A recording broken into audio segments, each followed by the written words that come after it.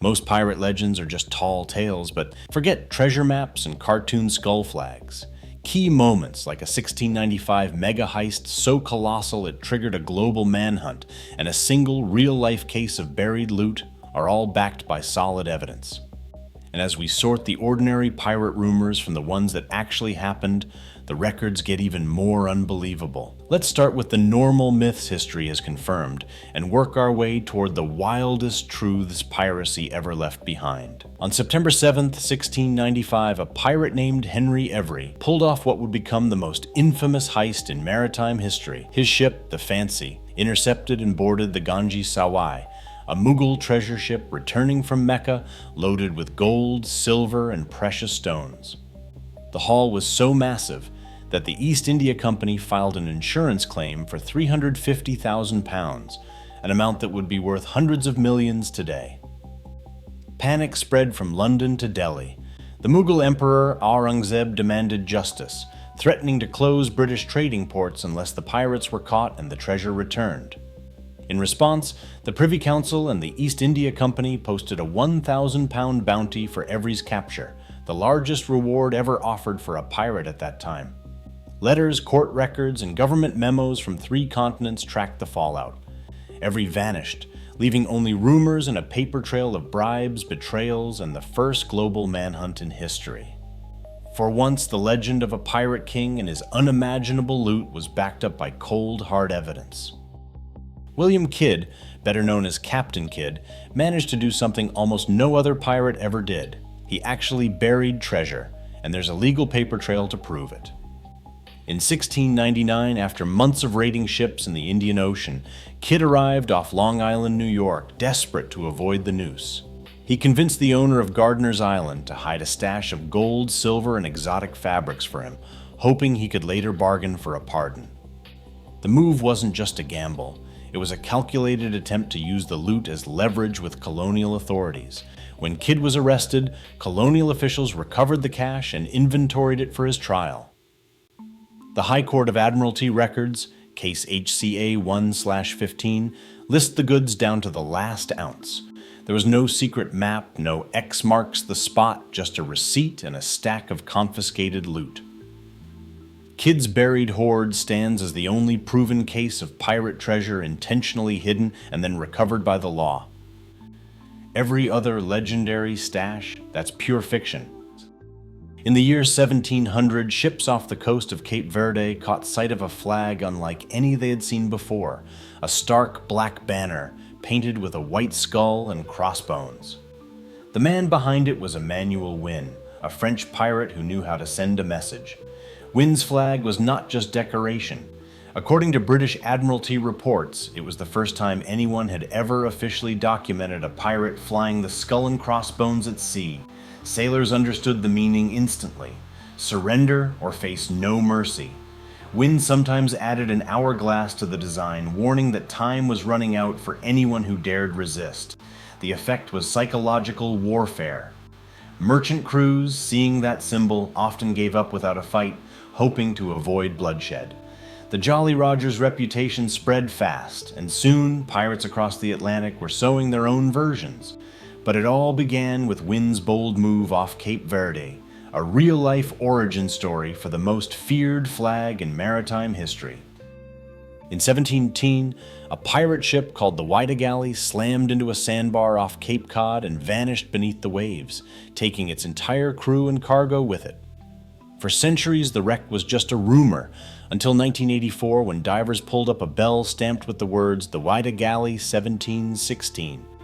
That single artifact confirmed the ship's identity and opened up the world's only fully authenticated Golden Age pirate wreck. Inside the mud and sand, archaeologists found more than just coins and cannons. They uncovered surgical knives, forceps, and even an amputating saw. Proof that pirates didn't just fight, they patched each other up, sometimes on the open deck. Human bones showed signs of healed injuries and even amputations, backing up old accounts of pirates surviving brutal wounds.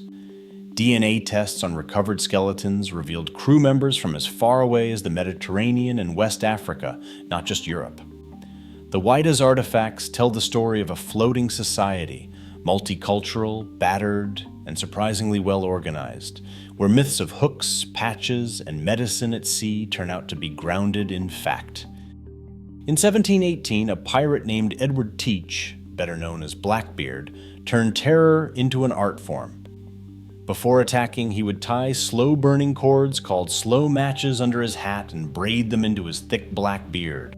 When lit, these cords sent smoke curling around his face, making him look like a demon rising from the sea. Royal Navy officer Robert Maynard, who faced Blackbeard in battle, reported that the sight alone was enough to shake even seasoned sailors. The effect wasn't just for show. Survivors from ships he boarded described the panic that swept through their crews as Blackbeard's smoke-wreathed figure came striding across the deck, pistols in his belt and cutlass drawn. Archaeologists later found charred slow-match cord aboard the wreck of his flagship, Queen Anne's Revenge, confirming that this wasn't just a story, it was a real intimidation tactic. Blackbeard's legacy wasn't built on brute force alone. He understood that a little smoke and spectacle could win a battle before the first shot was fired. On November 28, 1720, the courthouse in Spanish Town, Jamaica, filled with the sound of shocked testimony. Anne Bonny and Mary Read stood accused of piracy, but what set them apart wasn't just their crimes, it was the fact that they had fought side by side with men, cutlass in hand. Witnesses described how both women wore men's jackets, trousers, and handkerchiefs tied around their heads. Dorothy Thomas, who survived one of their attacks, remembered seeing them on deck, pistols drawn, cursing and urging the crew to fight. Thomas told the court she recognized them as women by the shape of their bodies, but there was no mistaking their ferocity.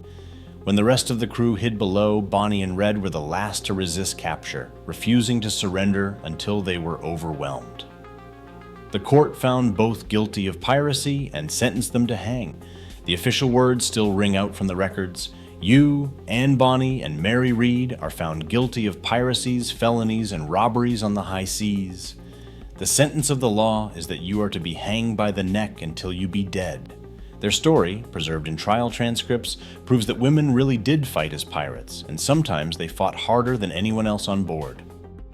Bartholomew Roberts, better known as Black Bart, didn't just rely on cutlasses and cannons to keep order.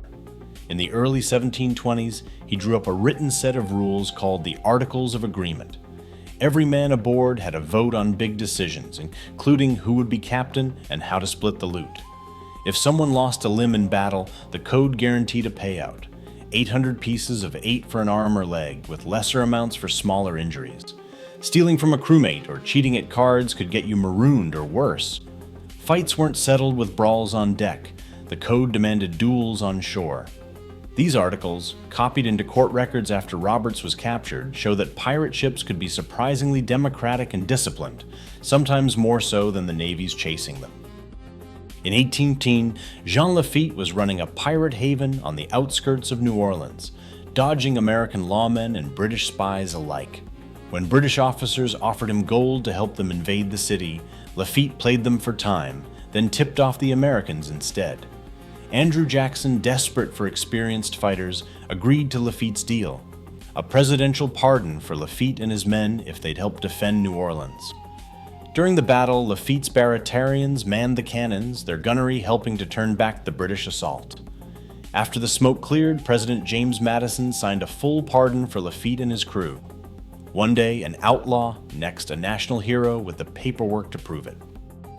On September 7, 1695, Henry Every's crew seized the Ganji Sawai, triggering the world's first global manhunt and proving that some pirate heists really did reach legendary scale.